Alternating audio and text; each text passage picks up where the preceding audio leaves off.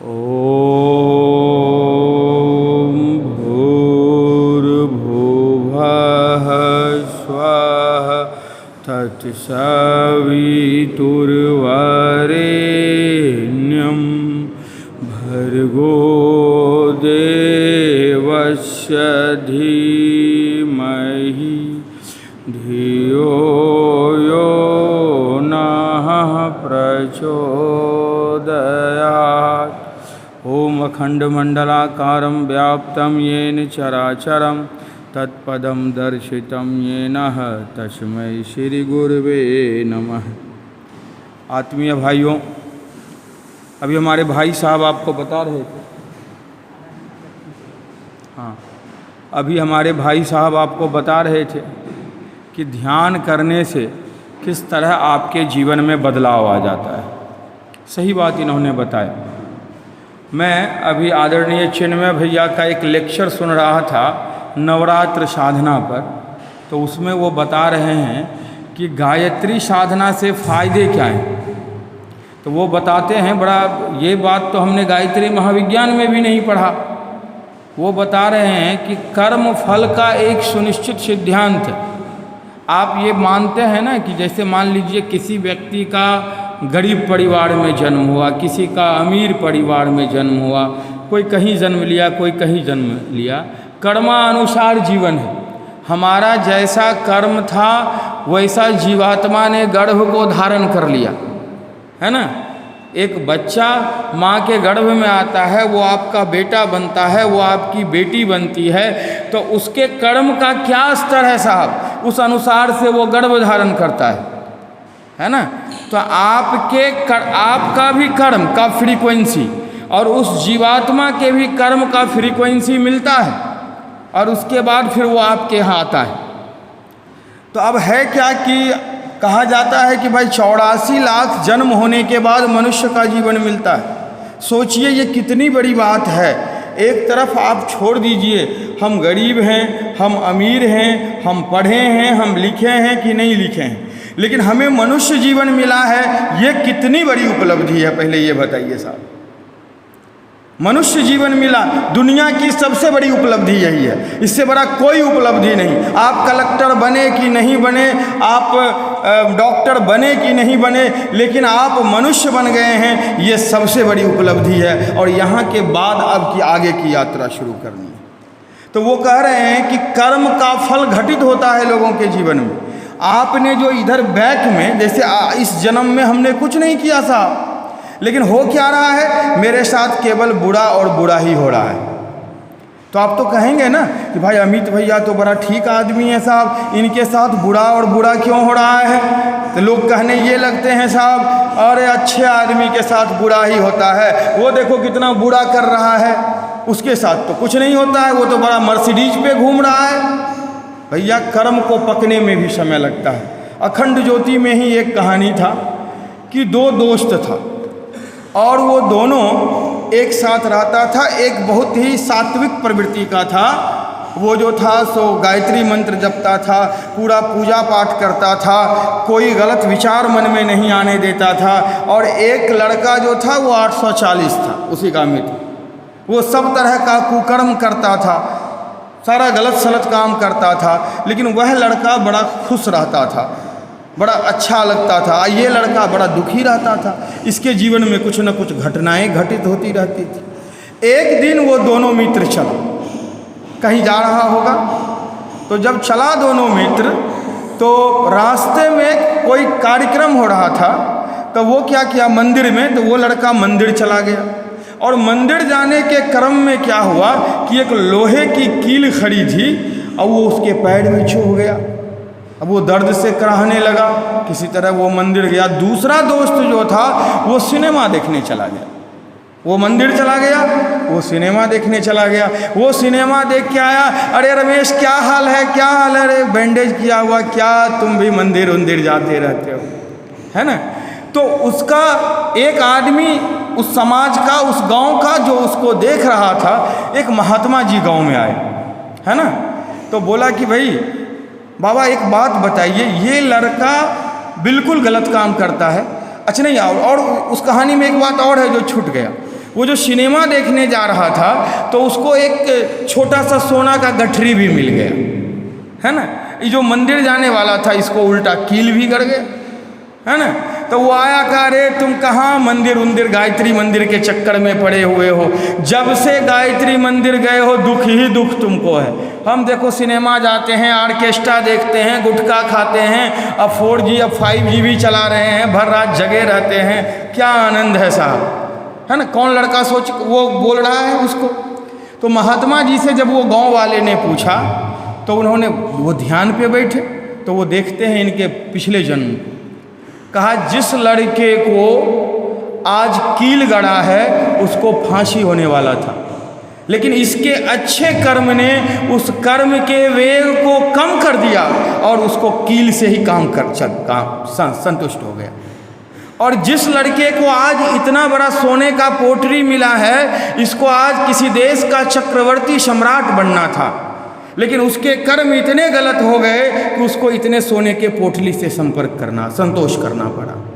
तो भाइयों, जैसे ही आप गायत्री मंदिर आते हैं, जैसे ही आप तप करना प्रारंभ करते हैं, वो आपके कर्म, अगर कर्म फल फलित हो रहा है तो उसके वेग को कम करता है, एकदम सही बात है। और जो कर्म फलित नहीं हुआ है तो उसको पर्दा पे आने ही नहीं देता है। अगर कुछ होना है तो उसको पर्दा पे आपको आने ही नहीं देगा, और जो आप घटित हो गया तो उसको रोकना असंभव है, लेकिन उसके वेग को कम किया जा सकता है। तो गायत्री महामंत्र का तो सबसे बड़ा फायदा यह है, आज दुनिया में हर व्यक्ति दुखी है। आप जा कर के पूछिए, छोटा चपरासी से लेके पटवारी से लेके कलेक्टर साहब तक, वो जहाँ हैं, जिस स्तर पर हैं, वहीं उसी मात्रा में वो दुखी हैं, है ना। तो भाइयों, कहने का मतलब ये है, पहला काम तो ये करता है गायत्री महामंत्र, और गायत्री महामंत्र से कंप्लीट ट्रांसफॉर्मेशन होता है, कंप्लीट रूपांतरण। आपका चेहरा भी बदल जाएगा साहब। अगर आपको स्मार्ट लगना हो, हम तो ये गोविंदा का इंटरव्यू देखिएगा। गोविंदा एक साधारण बच्चा था, वो आज तक में कौन है, शरद शर्मा, वो रजत शर्मा बुलाए थे गोविंदा को, कहे कि 21 साल तक जिस व्यक्ति को कोई नहीं जानता था, 23वें साल में वह व्यक्ति, 25वें साल में वह व्यक्ति सोने की मुर्गी अंडा देने वाला कैसा बन गया। कहा देखिए, मैं बहुत कमज़ोर बच्चा था, मुझको मुर्गी का दौरा आता था और डॉक्टर कहता था ये बचेगा नहीं। मेरी माँ ने कहा कि तुम गायत्री माता के शरण में चले जाओ, तुम गायत्री जपो। हम 3 घंटा प्रत्येक दिन गायत्री जपते रह गए, और 2 साल 3 साल हमने गायत्री जपा। हम हीरो जैसे दिखते नहीं थे, लोगों को हम हीरो जैसे लगने लगे, है ना। और एकाएक मेरी निकल पड़ी 3-4 वर्षों के बाद। हमें खुद पे भरोसा नहीं आ रहा था, हमें इतना एक्टर का गुण कैसे आ रहा है ऐसा। जिस डायरेक्टर के पास जा रहे हैं, जिस प्रोड्यूसर के पास जा रहे हैं, वो हमसे प्रभावित हो जा रहा है। अच्छे अच्छे लोग लाइन लगे हुए हैं और वो हमसे प्रभावित हो जा रहा है। तो वो कहते हैं हमारी सफलता में गायत्री माता का बड़ा योगदान है। और वह व्यक्ति बराबर शांति कुंज भी आते हैं, है ना भाई। सब कुछ बदल जाता है, सब सेल बदल जाएगा आपका, सारा चीज़ गायत्री माँ। हम जुड़े हुए हैं, आप मेरा कभी तस्वीर देखिए, 2008 का, 2009 का, 10 का, 11 का, और धीरे धीरे हर चीज़ में बदलाव हुआ। मेरे कर्म में बदलाव हुआ, मेरे आर्थिक स्थिति में बदलाव हुआ, मेरे ज्ञान में बदलाव हुआ, मेरे थिंकिंग लेवल में बदलाव हुआ, हर चीज़ में बदलाव हुआ भाई, है ना। तो गायत्री की साधना अगर छात्र अपने जीवन में करता है तो वो कंप्लीट ट्रांसफॉर्मेशन करता है। अभी भाई साहब बता रहे थे इनर एनर्जी का प्लेसमेंट। वो क्या है इनर एनर्जी का प्लेसमेंट? विज्ञान कहता है कि ये जो युवा अवस्था है, ये ऊर्जा के प्रवाह की अवस्था है। यहाँ ऊर्जा की कमी नहीं है, ऊर्जा जागरण बाय नेचुरली हो रहा है। आप दूध खाएं, आप घी खाएं कि नहीं खाएं, लेकिन अभी आपको कमजोरी महसूस होने वाला नहीं है। तो ऊर्जा का जागरण हो रहा है, नियंत्रण कहाँ कर पा रहे हैं हम साहब, है ना। तो नियंत्रण करने का कौन सा विधा होगा? ये ऊर्जा नियंत्रित कैसे होगा? हमारे परम पूज्य गुरु, उसी ऊर्जा के नियंत्रण का नाम इनर एनर्जी का प्लेसमेंट है ना। ऊर्जा जब नियंत्रित होती है तो अपने अंदर विभिन्न प्रकार के सर्किट का निर्माण करने लगता है। वह व्यक्ति जो काम करेगा वही में सफल हो जाएगा। अब्दुल कलाम साहब का ऊर्जा नियंत्रित था, जो काम करते थे वही हो जाता था। अभी आप देखते होंगे कोई लड़का 23 साल में आईएएस बन जा रहा है, 21 साल में आईएएस बन जा रहा है। कैसे बन जा रहा है साहब? कभी आपने गौर किया है क्या?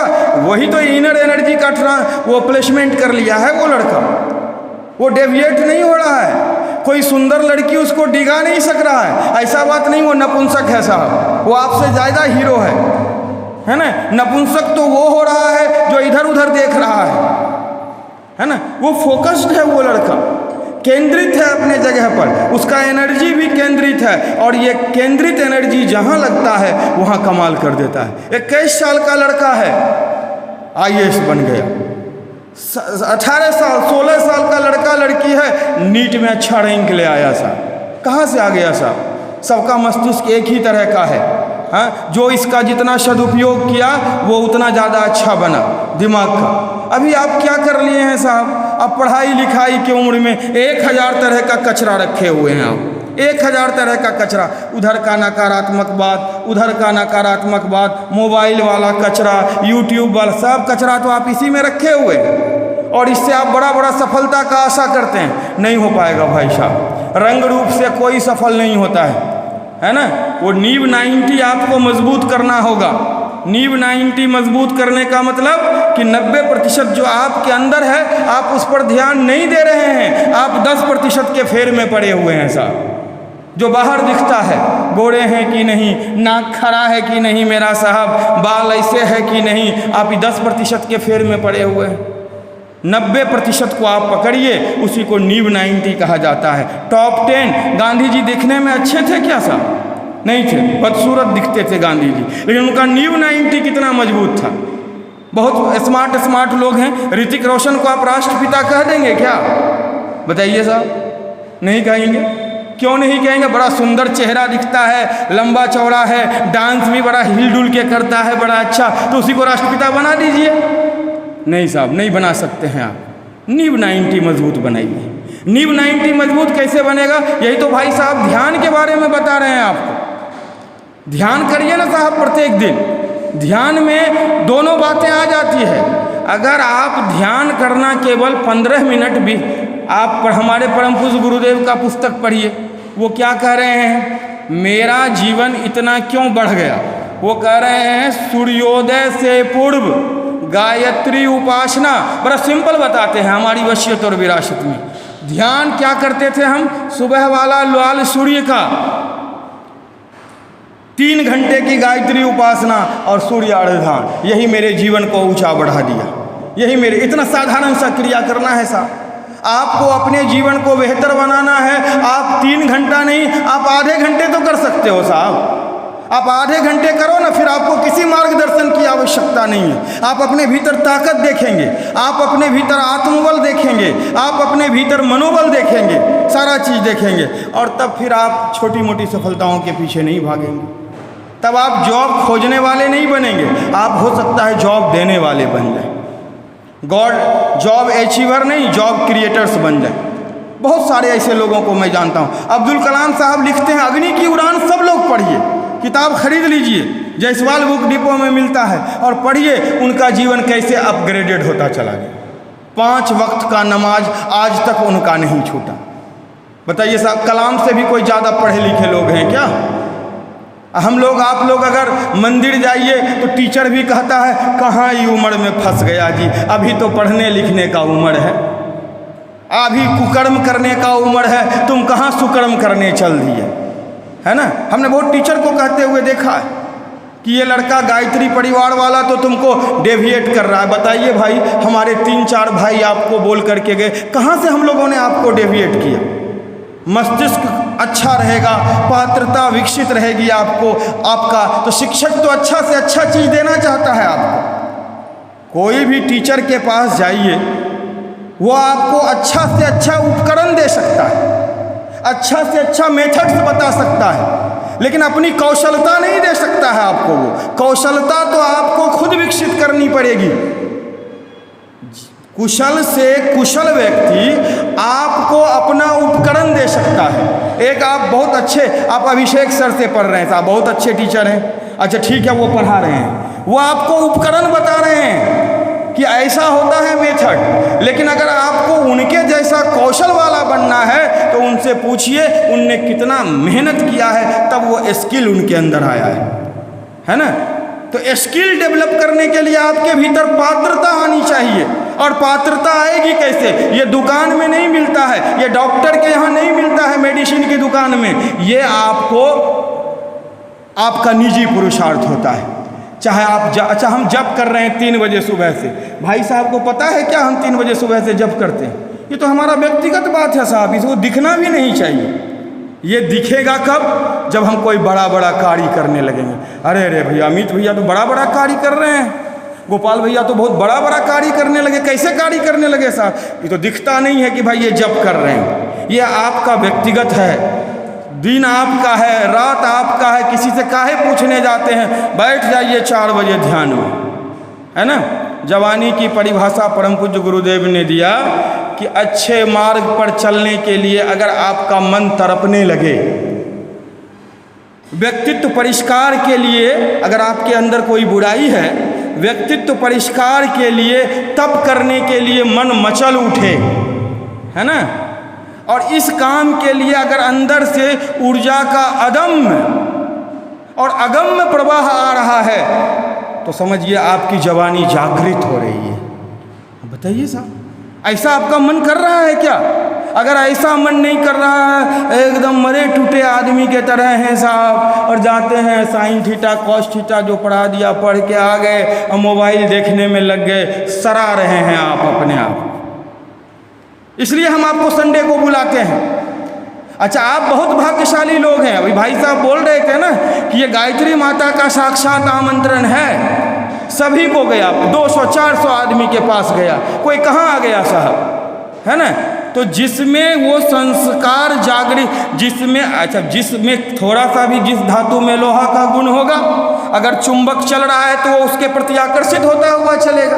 तो आपके चेतना में वो गुण था। जब गायत्री की चेतना आपके घर तक पहुंची तो वो आपको खींच करके ले आई। भाई आप में ज़्यादा मेहनत करने की हमको ज़रूरत नहीं है। और यह शक्तिपीठ बना है भाइयों, जिस पीठ से हमें शक्ति प्राप्त होती है। और ये कौन सी शक्ति है? ये चैतन्य शक्ति है। इससे आपका शरीर बलिष्ठ नहीं होगा, इससे आपका आत्मा बलिष्ठ होगा, इससे आपका मन बलिष्ठ होगा। ये वो पीठ है भाइयों। यहाँ पे हम तो कहते हैं जितना भी टीचर है खगड़िया का, सबको बंद कर देना चाहिए रविवार को, अगर वो छात्र के हित की बात चाहते हैं तो। ये शक्तिपीठ बना है, यहाँ पे उनको बुलाना चाहिए प्रत्येक लड़का को, और सर लोगों को भी यहाँ पे आना चाहिए। कोई ज़रूरी नहीं है कि हम ही यहाँ से बोलेंगे भाइयों, सर लोगों को भी आना चाहिए, वो भी बोलें, वो भी अच्छे राह पे चलें। हर आदमी में संभावनाएं हैं, सब पढ़ें सब बढ़ें वाली बात है ना। तो भाइयों, हम इसीलिए आपको बुलाते हैं प्रत्येक रविवार को कि आपकी वो चैतन्य शक्ति जागृत हो जाए। आप जिस हथियार से आप लकड़ी काट रहे हैं, वो हथियार में अगर आप धार नहीं देंगे तो वो भोथरा पड़ जाएगा, फिर आप जिंदगी रूपी कोई लकड़ी नहीं काट पाएंगे।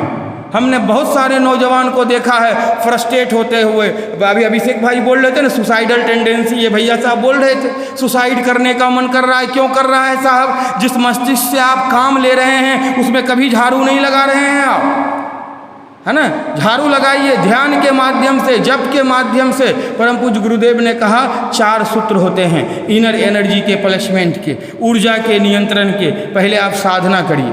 साधना में उपासना आता है, गायत्री महामंत्र की उपासना। सबको गायत्री मंत्र आता है तो ये मुद्रा है ध्यान मुद्रा। पालथी मार के बैठा कीजिए और शरीर तन हो जाना चाहिए। और ध्यान सुबह वाला लाल सूर्य का, सुबह वाला सूर्य देखे हैं कोई क्या? वही बात, बहुत दिल्ली में एक बार हम बता रहे थे तो एक भाई ने पूछा सुबह वाला सूर्य कैसा होता है? हमको बड़ा आश्चर्य लगा। तो उन्होंने कहा भैया ये दिल्ली है, यहाँ लोग 12-2 बजे आते हैं काम से ही, 8 बजे से पहले कोई जगता नहीं है। तो बरसों हो गया है सुबह वाला लाल सूर्य देखे हुए। सही बात। तो यहाँ तो वैसा कोई बात नहीं है। जब सूर्य स्वर्णिम सूर्य, जो सूर्योदय के समय का सूर्य है, ध्यान करिए और गायत्री महामंत्र का जप करिए। कम से कम 24 बार भी करिए साहब, लेकिन 15 मिनट तो जरूर करिए। 5 माला पंडित मदन मोहन मालवीय ने बताई थी। BHU के स्थापना के वक्त जब भी ज्ञान दीक्षा का समारोह होता था तो बनारस हिंदू विश्वविद्यालय में मदन मोहन मालवीय जी बताते थे प्रत्येक विद्यार्थी को कि 5 माला गायत्री प्रत्येक दिन करना ही करना चाहिए। और एक दार्शनिक हुए हैं ओशो रजनीश, उनने भी एक बात बोला। वो बोला जो व्यक्ति अभी के समय में 2 घंटा ध्यान नहीं करता है वस्तुतः वह पागल होता है। मतलब ध्यान करना पड़ेगा आपको, नहीं तो आप पे धीरे धीरे पागल वाला गुण आ जाएगा। अब बताइए ये दुनिया, ये समाज में देख लीजिए कितने आदमी 2 घंटा ध्यान करते हैं? कोई नहीं। अगर वो पागलपन के तरह करे तो आपको आश्चर्य नहीं होना चाहिए, क्योंकि भैया इसको ठीक करने का वो कोई उपाय ही नहीं कर रहे हैं। शरीर को ठीक करने का पूरा उपाय चल रहा है, लेकिन मन को ठीक करने का कोई उपाय नहीं हो रहा है। मन के ठीक करने का विज्ञान का नाम ही अध्यात्म है, गायत्री महामंत्र है ना।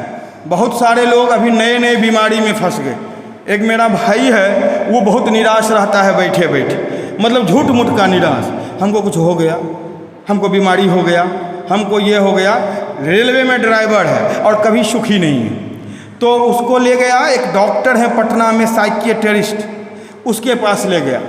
कहा भैया ये 2 साल से उदास रहता है। कल के 2 साल से नहीं, पिछले 7 वर्षों से।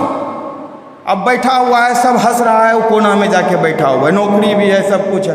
तो डॉक्टर ने कहा इसको मेडिकल के भाषा में क्या न बोला, ये बीमारी कहते हैं। सेरोटोनिन नामक हार्मोन निकलना जब बंद हो जाता है तो वह आदमी बहुत नकारात्मक सोचता है। कहा क्विक इलाज, बहुत बड़ा, शायद NMCH के हेड ऑफ डिपार्टमेंट है।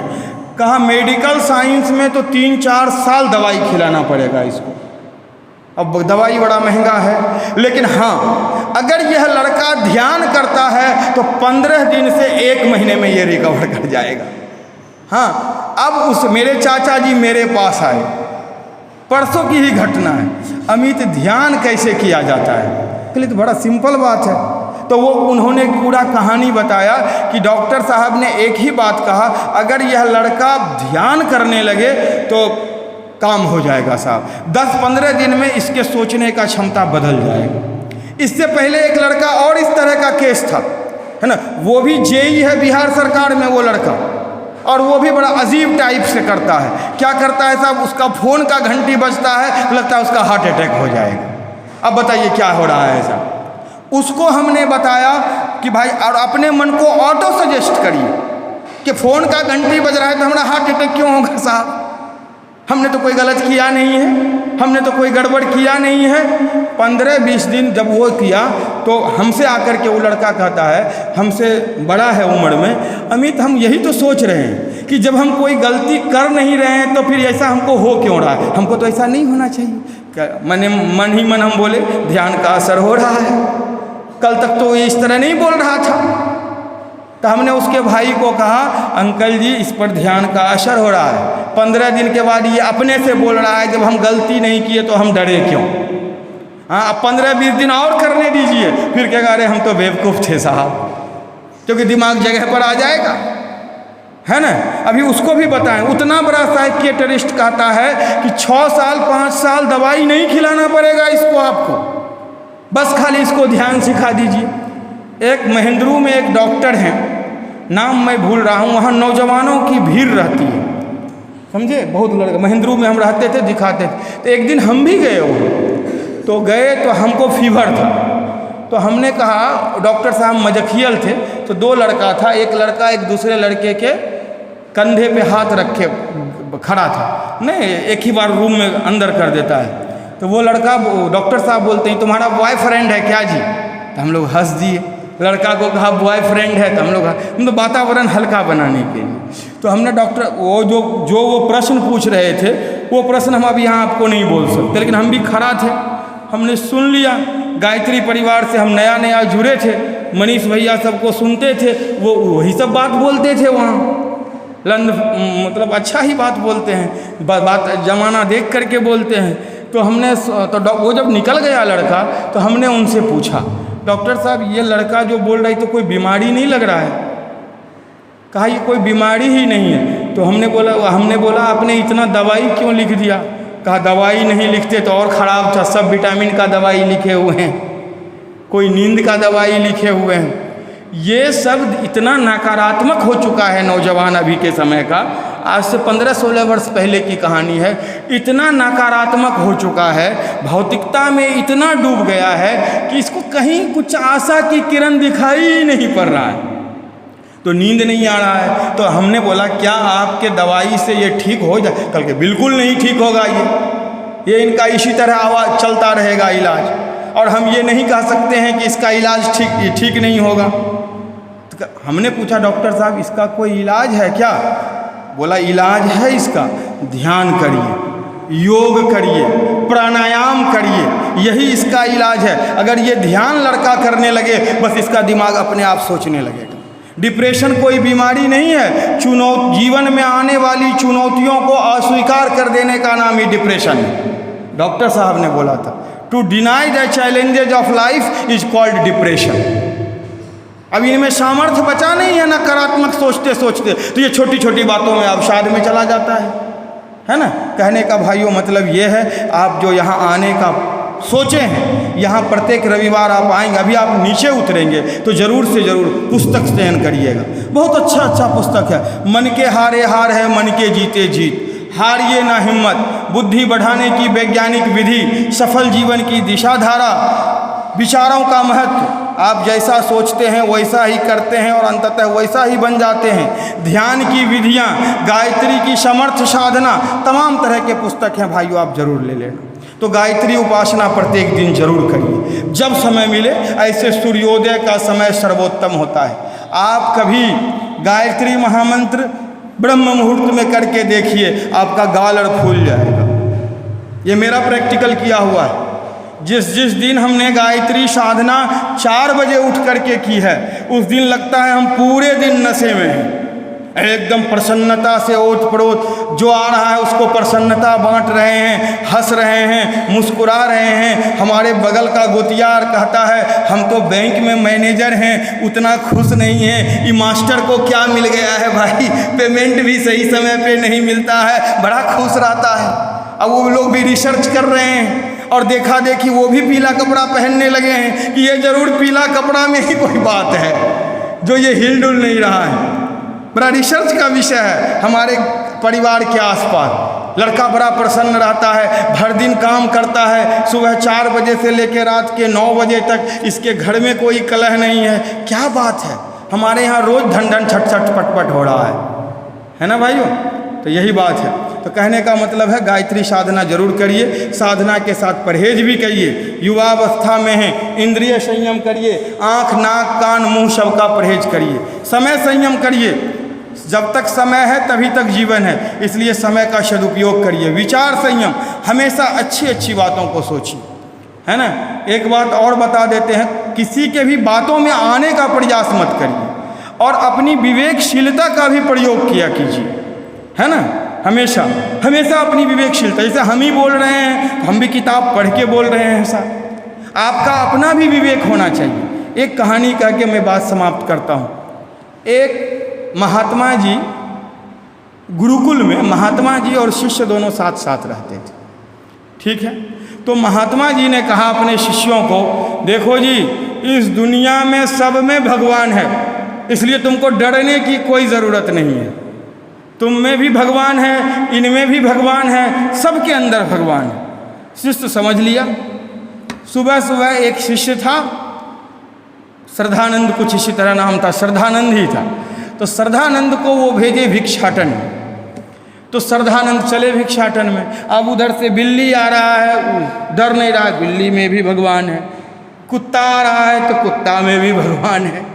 एक भैंसा आ रहा था तो उन्होंने कहा भैंसा में भी भगवान है। भैंसा ठीक था, इसको कुछ नहीं किया।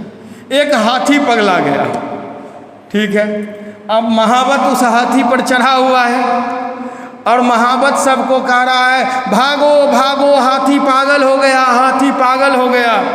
वो तो जो शिष्य था उसको गुरु जी का प्रवचन याद था, तो उन्होंने कहा हाथी में भी भगवान है, हम क्यों भागें। गुरु जी ने तो कहा हाथी में भी भगवान है।